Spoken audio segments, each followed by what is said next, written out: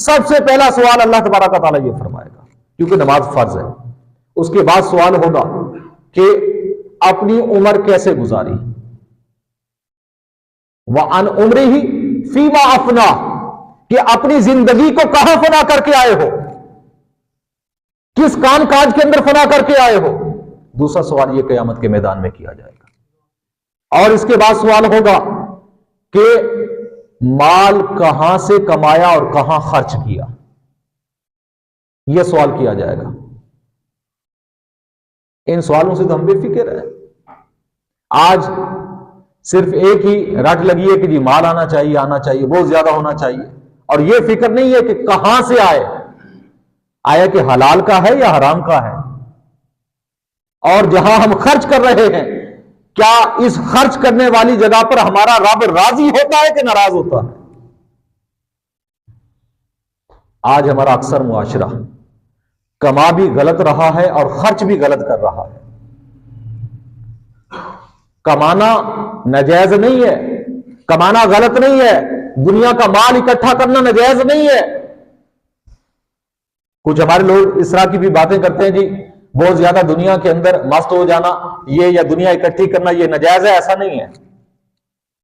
اگر ایسا ہوتا تو پھر زکوٰۃ فرض نہ ہوتی۔ زکوٰۃ ہے اسی پر فرض ہے جو مال جمع کرے، زکوٰۃ اسی پر فرض ہوتی ہے جس کے پاس ضرورت سے زیادہ مال جمع ہو اور اس پر سال گزر جائے، اس پر زکوٰۃ فرض ہوتی ہے، تو پھر زکوٰۃ کا حکم نہ آتا۔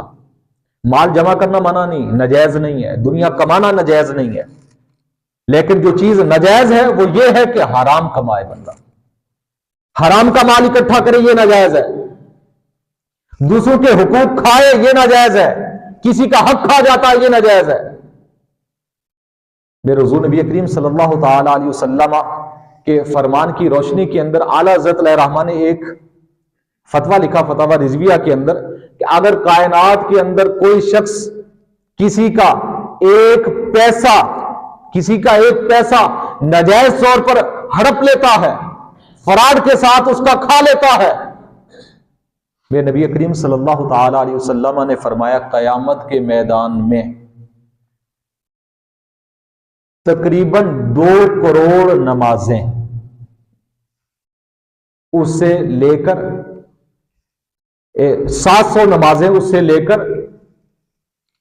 جو کسی کا حق کھا گیا ہے، جس کا حق کھایا ہے، 1 پیسے کے بدلے میں 700 نمازیں جو اللہ کی بارگاہ میں مقبول ہوئی تھی وہ اس کے کھاتے میں ڈالی جائیں گی، اور اگر اس کے کھاتے میں 700 نمازیں نہیں ہوں گی تو پھر اس کے گناہ جو ہیں وہ اس کے کھاتے میں ڈال کر اسے جہنم کے اندر بھیجا جائے گا۔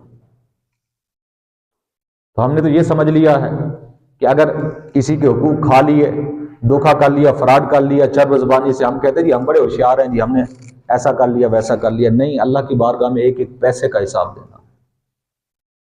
اس لیے آخرت کی تیاری ہونی چاہیے، اپنے رب کی رضا پر نظر ہونی چاہیے۔